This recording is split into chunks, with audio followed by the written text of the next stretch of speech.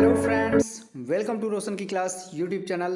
दोस्तों, आप सभी का एक बार फिर से रोशन की क्लास यूट्यूब चैनल में बहुत बहुत स्वागत है। जैसा कि आप लोग जान रहे हैं, यहाँ पे मैंने सुपर टेट की क्लासेस स्टार्ट कर रखी हैं और कंप्लीट क्लासेस फ्री होंगी आपकी और कंप्लीट आपका सिलेबस किया जाएगा।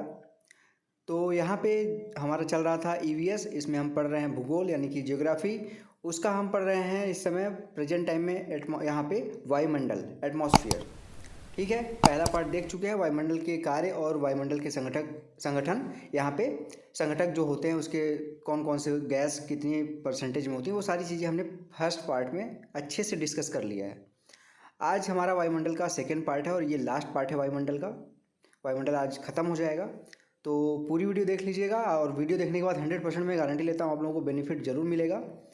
15 मिनट के आसपास की वीडियो होगी और अगर वीडियो देखने के बाद आपको लगे कि आपने वीडियो से कुछ सीखा है तो प्लीज़ वीडियो को लाइक ज़रूर करिएगा और डेली बेसिस पे कंप्लीट सुपर टेट की तैयारी करने के लिए रोशन की क्लास यूट्यूब चैनल से जुड़ जाइए। जुड़ने के लिए सिर्फ एक छोटा सा काम करना है, नीचे लाल कलर का जो सब्सक्राइब बटन उस पर क्लिक करके सब्सक्राइब करना है, साथ ही साथ बेल आइकन को दबा के रखना है। अब देर नहीं करते हैं, शुरू करते हैं। आज का हमारा जो टॉपिक है वो है वायुमंडल की संरचना यानी कि स्ट्रक्चर ऑफ एटमॉस्फेयर। वायुमंडल हमारा कैसे बना हुआ है, किन किन परतों से। तो वायुमंडल की यहाँ पे देखिए लिखा गया है, वायुमंडल की संरचना को दो भागों में विभाजित किया गया है। और ये दो भाग किसने विभाजित किया? तो मार्शल एवं निकोलेट ने ये दो भाग यहाँ पे बताए। दोनों भाग कौन कौन से थे? सममंडल और विषममंडल, यानी कि होमोस्फीयर और हेट्रोस्फीयर। सममंडल, विषममंडल यानी कि होमोस्फीयर और हेट्रोस्फीयर, इसको प्रतिपादित किसने किया था? मार्शल एवं निकोलेट ने। याद रहेगा आप लोगों को। अब आगे देखते हैं। सममंडल की जो ऊंचाई होती है वो समुद्र तल से 90 किलोमीटर के आसपास की होती है। समुद्र तल से ही ऊंचाई नापी जाती है किसी भी जगह की, तो समुद्र तल से लगभग 90 किलोमीटर की ऊंचाई पे सममंडल की ऊंचाई यहाँ पे कही जाती है कि 90 किलोमीटर तक लगभग सममंडल है।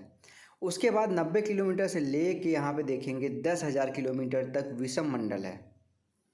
ओके, और ये सममंडल में कौन कौन सी परतें आती हैं और विषममंडल में कौन कौन सी परतें आती हैं वो देख लेते हैं। यहाँ पे सममंडल के अंतर्गत वायुमंडल की 3 परतें आती हैं। पहली परत आपको सबको पता है कि क्षोभ मंडल है, दूसरी परत है हमारी एटमॉस्फेयर की समताप मंडल, और तीसरा यहाँ पे लेयर है मध्यमंडल।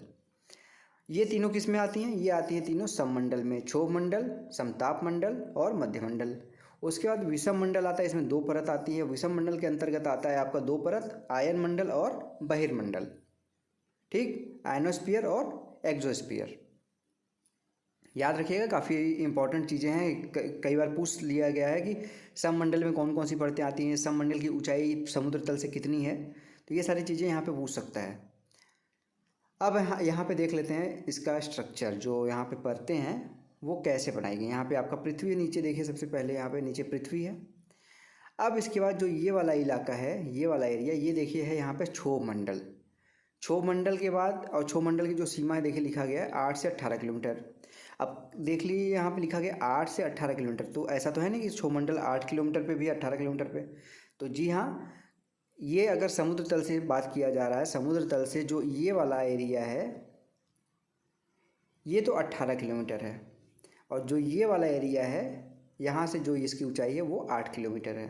ठीक, तो ध्रुवों से 8 किलोमीटर और मध्य से 18 किलोमीटर क्षोभ मंडल की ये रेंज है। इसके बाद यहाँ पे देखेंगे क्षोभ मंडल और अब कैसे पता चलेगा कि यहाँ तक क्षोभ मंडल है, उसके बाद यहाँ पे समताप मंडल है। तो यहाँ पे एक लेयर होती है जो इन दोनों लेयरों को डिवाइड करती है, समताप मंडल और क्षोभ मंडल को। इसको कहते हैं क्षोभ सीमा। ठीक है, क्षोभ सीमा, क्षोभ मंडल के नाम से क्षोभ सीमा हो गई उसकी। इसके बाद दूसरा लेयर आता है आपका समताप मंडल। समताप मंडल की जो ऊंचाई वो 50 किलोमीटर तक है, और इसके जो लेयर की जो इसको जो अलग करता है मध्यमंडल से, इसको कहते हैं हम समताप सीमा। अब इसके बाद आपका आता है मध्यमंडल। मध्यमंडल की ऊंचाई यहाँ पे देखिए 80 किलोमीटर लिखा गया, लगभग 80 से 90 किलोमीटर के आसपास तक होती है। इसको कहते हैं, जो अलग करता है मध्यमंडल को और आयन मंडल को, उसको कहते हैं मध्य सीमा। ठीक, और उसके बाद मध्यमंडल के बाद आता है, यहाँ तक तो आपका हो गया आपका होमोस्फीयर। इसके बाद हेट्रोस्फीयर है, ये दोनों बहिर्मंडल और आयन मंडल। तो बहिर्मंडल की जो ऊंचाई है वो 80 किलोमीटर से लेके या 90 किलोमीटर, जहाँ पे मध्यमंडल खत्म होता है वहाँ से लेके 640 किलोमीटर तक आयन मंडल पाया जाता है। और आयन मंडल 640 किलोमीटर तक पाया जाता है। उसके बाद आयन मंडल और बहिर्मंडल को जो अलग करती है लाइन बॉर्डर, उसको कहते हैं आयन सीमा। उसके बाद 640 किलोमीटर के बाद यहाँ पे 10,000 लगभग किलोमीटर तक क्या पाया जाता है, बहिर्मंडल यानी कि एक्सोस्फीयर। सभी का मैंने यहाँ पे इंग्लिश में नाम भी लिख दिया। क्षोभ मंडल को कहते हैं ट्रोपोस्फियर, समताप मंडल को कहते हैं स्ट्रेटोस्फियर, मध्य मंडल को कहते हैं मेसोस्फियर, आयन मंडल को कहते हैं आयनोस्फियर और बहिर्मंडल को कहते हैं एक्सोस्फियर। ठीक है, याद रखिएगा ये सारी चीज़ें।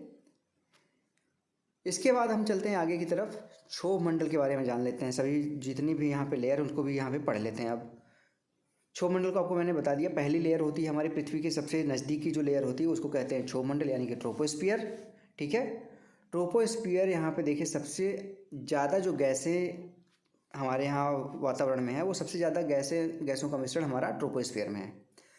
सभी यहाँ पे मौसमी घटनाएं होती हैं क्षोभ मंडल में, जो आपका बारिश होता है, बिजली कड़कती है, ये सारी चीज़ जो मौसमी घटनाएं होती हैं ये क्षोभ मंडल में ही होता है, आपके सबसे नीचे वाली परत में होता है। उसके बाद अगला यहाँ पे पॉइंट देखिए, क्षोभ मंडल में ऊपर जाने पर तापमान घटता है। आप क्षोभ मंडल में आप पृथ्वी से ऊपर की तरफ जाएंगे तो तापमान धीरे धीरे घटेगा, और ये किस लेवल तक घटेगा, -50 डिग्री सेल्सियस तक होगा ये क्षोभ मंडल की सीमा तक। अब यहाँ पे देखिए वही मैंने बताया था आपको, भूमध्य रेखा पे 18 किलोमीटर की ऊंचाई पे होता है समुद्र तल से, और ध्रुवों पे इसकी ऊंचाई 8 किलोमीटर होती है। और अगर औसत ऊंचाई आपसे पूछता है कि क्षोभ मंडल की औसत ऊंचाई क्या है, तो 18 8 जोड़ दीजिए, 18 8 कितना होता है, 26। औसत कैसे निकाल जाता है, जितनी भी संख्याएं हों उससे भाग दे दीजिए, 2 संख्या 2 से भाग दे देंगे तो यहाँ पे क्या आ जाएगा, 13। तो यहाँ पे इसकी औसत ऊंचाई क्या हो जाएगी, 13। इस तरीके से आप याद कर सकते हैं। अगला पॉइंट है, तापमान की सामान्य ह्रास दर इस मंडल में कार्य करता है। यानी कि ह्रास दर काम करने का मतलब, ऊपर जैसे बढ़ेंगे आप यहाँ पे जो तापमान है वो घटेगा। ह्रास मतलब क्या होता है, घटना। प्रत्येक 1000 मीटर पर यानी कि 1 किलोमीटर ऊपर जाने पे 6.5 डिग्री सेल्सियस का तापमान घट जाता है। 1 किलोमीटर आप पृथ्वी से ऊपर गए तो 6.5 डिग्री सेल्सियस का तापमान घट जाएगा। क्षोभ सीमा, ट्रोपोपोज जो अभी मैंने बताया क्षोभ मंडल और समताप मंडल को अलग करता है।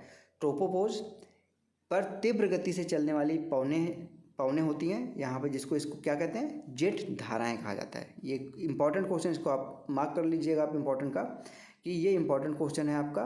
ठीक, क्षोभ मंडल और समताप मंडल की जो बाउंड्री है, क्षोभ सीमा, ट्रोपोपोज पर यहाँ पे इसके ऊपर आपके बहुत तीव्र गति से पवनें चलती हैं, जिसको क्या कहते हैं, जेट धाराएं कहते हैं। अब चलते हैं यहाँ पे समताप मंडल के बारे में देख लेते हैं। समताप मंडल देखिए, इसकी ऊंचाई आपको पता है कि 50 किलोमीटर तक लगभग होती है, 18 किलोमीटर से 50 किलोमीटर। तापमान की समान ह्रास दर यहाँ पे काम नहीं करती, यहाँ पे तापमान ऊपर जाने पे नहीं घटता है। ठीक, इस मंडल में ऊपर जाने पर तापमान बढ़ता है ना, उसमें क्या था, क्षोभ मंडल में घट रहा था ऊपर जाने पे तापमान, लेकिन समताप मंडल पे क्या, ऊपर जाने पे तापमान बढ़ रहा है, और बढ़ते बढ़ते क्या होगा, 0 तक पहुँच जाता है। 90% जो ओजोन गैस है, आपको पता है कि O3 जो गैसेज होती हैं, जो ओजोन लेयर होती है, उसका 90% लगभग भाग कहाँ पे पाया जाता है, यहाँ पे ये पाया जाता है आपका समताप मंडल में। इसलिए क्या कहते हैं, 90%, जब किसी गैस का 90% किसी एक लेयर में पाया जाता है तो उसको उस नाम से भी बुलाते हैं, यहाँ पे ओजोन मंडल के नाम से भी इस समताप मंडल को बुलाते हैं। ठीक, इस मंडल को केमोस्फीयर यानी कि रसायन मंडल भी कहते हैं। केमिकल, यहाँ पे केमिकल रिएक्शंस काफ़ी होती हैं, जैसे ओजोन का ही रिएक्शन होता है, तो कीमोस्फीयर यानी कि रसायन मंडल कहते हैं समताप मंडल को। उसके नेक्स्ट पॉइंट है, यहाँ पे इस मंडल में कोई मौसमी घटनाएं नहीं होती। ठीक है, समताप मंडल में, जैसे समताप आपको नाम से ही लग रहा है समान ताप, तो इस मंडल में कोई भी मौसमी घटनाएं नहीं होती। इसकी वजह से क्या होता है, यहाँ पे जितने भी हवाई जहाज़ होते हैं, जेट होते हैं, लड़ाकू विमान होते हैं, सभी ज़्यादातर चीज़ें जो उड़ने वाली चीज़ें होती हैं, जहाज़, वो आपके समताप मंडल में उड़ती हैं। क्षोभ मंडल जैसे यहाँ पे है तो इसके ऊपर वाले एरिया में यहाँ पे हवाई जहाज़, रॉकेट, ये सब सारी चीज़ें उड़ती हैं। क्यों, क्योंकि यहाँ पे कोई भी बिजली कड़कने की घटना नहीं होती, बारिश नहीं होती, तो आराम से इनके जो यातायात करते हैं इसमें कोई भी प्रॉब्लम नहीं आती। आगे है मध्यमंडल यानी कि मेसोस्फीयर। इसकी ऊंचाई कहाँ तक जाएगी, 50 किलोमीटर से 80 किलोमीटर। अगर 80 नहीं दिया है आपके ऑप्शन में, 90 दिया है तो 90 भी आप लगा सकते हैं, लेकिन 90 या 80 में से एक ही देगा, 80 इसका करेक्ट आंसर है।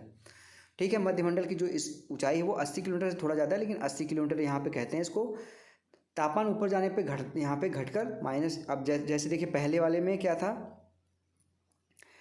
क्षोभ मंडल में तापमान ऊपर जाने पे घट रहा था, दूसरे मंडल में समताप मंडल पे ऊपर जाने में तापमान बढ़ रहा था, फिर तीसरे में यहाँ पे जो मंडल है मध्य मंडल, इसमें भी तापमान उसका जस्ट उल्टा, पहले घटा फिर बढ़ा फिर घटा। तो यहाँ पे मध्य मंडल में घटकर -100 डिग्री हो जाती है, इसलिए इसे वायुमंडल की सबसे ठंडी परत भी कहते हैं। उल्का पिंड की घटना इसी मंडल में दिखाई देती है, मध्य मंडल में। अब आता है आपका आयन मंडल। आयन मंडल की ऊंचाई कहाँ से है? 80 किलोमीटर से 640 किलोमीटर तक। 80 किलोमीटर से 640 किलोमीटर तक, कहीं कहीं इसको 400 किलोमीटर भी आपको देखने को मिलेगा, लेकिन यहाँ पे 640 किलोमीटर करेक्ट इसका आंसर है। आयन मंडल की ऊंचाई 80 किलोमीटर से लेकर 640 किलोमीटर तक। आयन मंडल में गैसों के आयन चार्ज पार्टिकल जो होते हैं वो पाए जाते हैं। यहाँ का तापमान 1000 डिग्री सेल्सियस से 1400 डिग्री सेल्सियस तक होता है। इस मंडल में अरोरा की घटना आपको मैंने बताया था अरोरा की घटना होती है जब उत्तरी ध्रुव पे होती है अरोरा की घटना, तो उसको क्या कहते हैं? अरोरा बोरेलिस। ये नॉर्थ पोल पे है। अगर साउथ पोल पे हो तो उसको क्या कहते हैं? अरोरा ऑस्ट्रेलिस। आपको पता है साउथ पोल के पास में ऑस्ट्रेलिया है, उससे भी आप याद कर सकते हैं। अरोरा ऑस्ट्रेलिस साउथ पोल पे होती है अरोरा की घटना, और नॉर्थ पोल पे क्या होती है? अरोरा बोरेलिस। उसके बाद देखिए, आयन मंडल रेडियो तरंगों को परावर्तित करता है। आपको पता है कि रेडियो तरंगें यहाँ पृथ्वी से ऐसे ऊपर की तरफ जाती हैं, ठीक। दूसरी जगह पे जैसे भेजना है इसको, रेडियो तरंग को, आप कहीं बैठे हैं, अपने दोस्त को रेडियो तरंगें भेजनी है, तो यहाँ पे आप भेजे, ये आयन मंडल में गया, वहाँ पे चार्ज पार्टिकल से टकराया और वापस पृथ्वी की तरफ वापस आ गया। तो आयन मंडल में रेडियो तरंगों को यहाँ पे रेडियो तरंगें परावर्तित होती हैं। यहाँ पे देख लीजिए, यहाँ पे सारी चीज़ें यहाँ पे बताई गई हैं कि जो लघु तरंगें हैं, दीर्घ तरंगें हैं, मध्यम तरंगें हैं, वो कहाँ कहाँ से वापस आती हैं। तो 80 से 99 किलोमीटर पे कौन सी होती है? लघु तरंगें 99 से 150 किलोमीटर तक। 150 से 380 किलोमीटर से कौन वापस आती है? मध्य तरंगें। और 380 से 640 किलोमीटर जो दूरी है वहाँ से मध्य, लघु और उच्च तरंगें तीनों परावर्तित होती हैं, ठीक। ये सारी चीज़ें यहाँ पे देख लीजिए, लिखा गया, इसको भी आप समझ लीजिएगा। इसको कहते हैं डी परत, इसको कहते हैं ई परत, इसको कहते हैं एफ परत, और इसको कहते हैं जी परत, DEFG, ठीक है। और जो एफ परत है इसको क्या कहते हैं? एप्लेटॉन परत भी कहते हैं, और ई परत को कहते हैं कैनेली हेविसाइड परत। बहुत इंपॉर्टेंट नहीं है, इसको आप बस एक बार पढ़ लीजिएगा। और आगे हमारा है यहाँ पे अब लास्ट पॉइंट, बहिर्मंडल यानी कि एक्सोस्फीयर। एक्सोस्फीयर है जो आपका वायुमंडल का सबसे बाहरी परत है, सबसे बाहर की तरफ है, 5वां परत है। यह अंतरिक्ष के साथ जुड़ा है। इसके बाद क्या होता है? जो आपका एक्सोस्फीयर होता है, इसके बाद जो ये एरिया होती है ये अंतरिक्ष होता है। तो यहाँ पे पृथ्वी के एटमॉस्फेयर को जो आपका बहिर्मंडल है वही जोड़ता है आपका किससे? बाहरी अंतरिक्ष से। जो हमारे पृथ्वी से उपग्रह जो छोड़े जाते हैं वो कहाँ पे छोड़े जाते हैं? बहिर्मंडल में ही स्थापित किए जाते हैं। यहाँ पे देखिए लिखा गया, कृत्रिम उपग्रह का परिक्रमण जो होता है वो बहिर्मंडल में ही इसको स्थापित किया जाता है, वहीं से ये परिक्रमण करता है। तो ये था दोस्तों आज का यहाँ पे वीडियो। यहाँ पे एटमॉस्फेयर कंप्लीट हो गया आपका, और आशा करता हूँ आप लोगों को अच्छा लगा होगा आज का वीडियो। अगर अच्छा लगा तो प्लीज़ लाइक ज़रूर किया करिए वीडियो को। और डेली बेसिस पे कंप्लीट सुपर टेट की तैयारी करनी है अगर आप लोगों को सभी विषयों का, तो रोशन की क्लास यूट्यूब चैनल से जुड़ जाइए। जुड़ने के लिए नीचे लाल कलर का जो सब्सक्राइब बटन उस पर क्लिक करके सब्सक्राइब कर लीजिए। साथ ही साथ बेल आइकन को दबा के रखिए, जिससे मैं आप लोगों की हेल्प के लिए जो भी वीडियो यहाँ पे अपलोड करता हूँ उसकी नोटिफिकेशन आप तक बिल्कुल फ्री पहुँचती रहे, ठीक है। तो चलते हैं दोस्तों, मिलते हैं नेक्स्ट वीडियो में। तब तक के लिए आप सभी का बहुत बहुत धन्यवाद। जय हिंद, वंदे मातरम।